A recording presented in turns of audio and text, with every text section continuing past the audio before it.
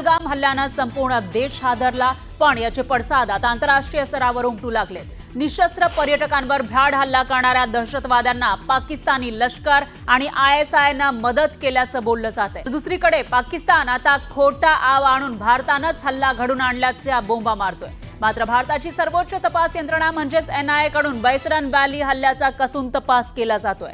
NIAच्या तपासातून महत्त्वाचे धागेदोरे हाती लागलेले आहेत, ज्यामुळे दहशतवादी हल्ल्याचं पाकिस्तान कनेक्शन समोर येत आहे। विशेष म्हणजे NIAचे प्रमुख सुपर कॉप सदानंद दाते यांनी स्वतः बैसरन व्हॅलीमध्ये जाऊन पाहणी केली, त्यामुळे तपासाला वेगळं महत्त्व आलंय। या संदर्भात त्यांनी आतापर्यंत झालेल्या तपासाचा आढावाही घेतलाय। सुरक्षा दल आणि इतर तपास यंत्रणांकडून महत्त्वाची माहिती घेतलेली आहे, त्यामुळे NIAच्या तपासाला आता अति वेग आलेला आहे। दहशतवादी हल्ल्याचा प्लॅन लवकरच डिकोड होणार आहे।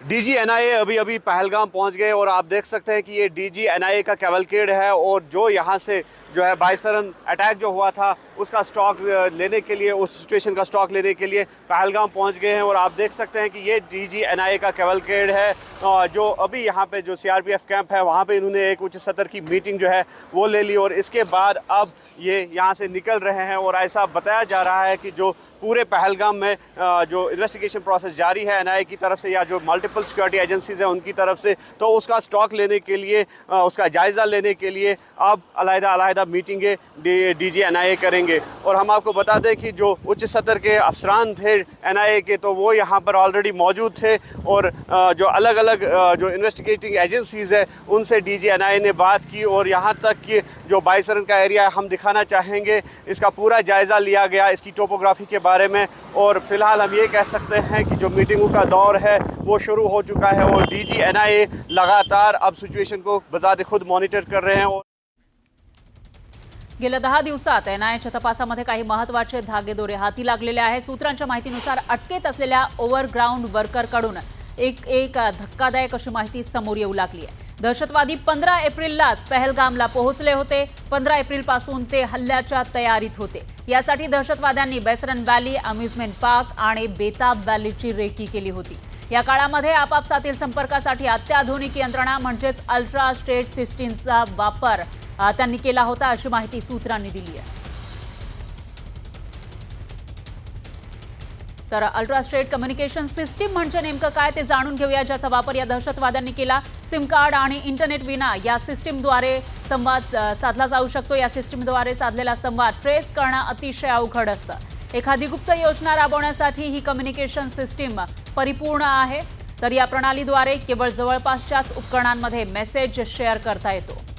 सिम कार्ड आणि इंटरनेट विना या सिस्टीमद्वारे संवाद साधणं शक्य होतं। या दहशतवाद्यांनी जे तिथे वापरलेलं होतं ते म्हणजे असं तंत्रज्ञान होतं की जे भारताचं नव्हतं किंवा नॉर्मली यूज करणारं असं नव्हतं। त्याच्यामध्ये त्यांनी चीनी बनावटीचे मेसेजिंग ॲप्स वापरलेले होते। याच्याशिवाय त्यांनी अल्ट्रा स्टेट कम्युनिकेशन सिस्टीम वापरली होती, म्हणजे हे चीनी बनावटीचे सॅटेलाईट फोन आहेत की जे 1 to 1 म्हणजे सॅटेलाईटशी डायरेक्टली फोन कम्युनिकेशन करतात। त्याच्यामुळे मध्ये कुणालाच त्याला चेक करता येत नाही आणि त्याला एन्क्रिप्शन म्हणजे त्याला कोड केलं असल्यामुळे ते नेमके काय बोलतात ते पण कळत नाही। तर NIAच्या तपासामध्ये आतापर्यंत कोणकोणते धागेदोरे हाती लागलेले आहेत ते बघूयात ग्राफिक्सच्या माध्यमातून। जेव्हापासून हा हल्ला झालाय तेव्हापासून तपास केला जातोय आणि याच्यामध्ये दहशतवादी हे 15 एप्रिललाच पहलगामला पोहोचले होते, अशी माहिती समोर आलेली आहे। आरू व्हॅली, अम्युजमेंट पार्क आणि बेताब व्हॅलीची त्यांनी रेकी केली होती, अशी ही माहिती आहे। तर इथला हल्ला सुरक्षा यंत्रणांच्या सतर्कतेमुळे टळल्याची ही माहिती समोर आली आहे। 20 ओव्हरग्राऊंड वर्कर्सची ओळख पटलेली आहे, जे दहशतवाद्यांसाठी काम करत होते। तर चौघांनी पाकिस्तानी दहशतवाद्यांना मदत केल्याचं उघड झालंय। 4 सॅटेलाईट फोन वापरले गेले आणि त्यापैकी 2चे सिग्नल ट्रेस करण्यात यश आलंय। तर 2500 संशयितांपैकी 186 अजूनही पोलीस कोठडीत आहेत।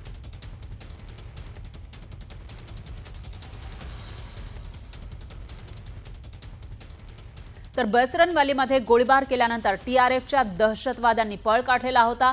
पहलगामसह आसपासच्या परिसरामध्ये सर्च ऑपरेशन सुरू आहे। यासाठी NIA कडून 3D मॅपिंग केलं जात आहे। यातून बैसरन व्हॅलीमधील हल्ल्याची नेमकी घटना आणि दहशतवादी नेमके कुठे पळाले याबाबतची माहिती मिळण्यास मदत होणार आहे। जाणून घेऊया 3D मॅपिंग म्हणजे नेमकं काय। जागेचा 3D नकाशा तयार केला जातो. 3D हा नकाशा असतो. ज्या ठिकाणी हल्ला झाला तिथला 3D नकाशा तयार केला जाणार आहे. ड्रोन लेझर स्कॅन कॅमेऱ्याच्या मदतीनं हे मॅपिंग केलं जातं. जागेची लांबी, रुंदी, उंचीबाबत नेमकी माहिती यातून मिळते. तर दहशतवाद्यांच्या मार्गाचा अंदाज बांधण्यास त्यामुळे मदत होईल. लपण्याच्या जागा, पळवाटांची माहिती सुद्धा मिळते. घटनेवेळी नेमकं काय घडलं याची अचूक माहिती यावरून मिळू शकते.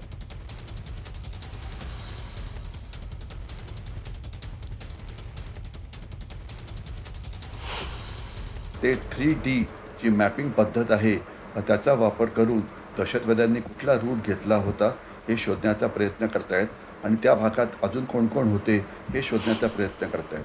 म्हणजे NIA अत्याधुनिक तंत्रज्ञान वापरून हे सगळं शोधण्याचा प्रयत्न करते आहे. परंतु एवढं नक्की की आतापर्यंत जे पुढे आलेलं आहे दहशतवाद्यांकडे असलेलं तंत्रज्ञान, मग ते कम्युनिकेशन म्हणजे बोलण्याचं असो की मॅपिंगचं असो की मॅप रिडिंग करण्याचं असो, हे आपल्या तंत्रज्ञानापेक्षा पुढे होतं. तर हे सगळं चीनी तंत्रज्ञान होतं.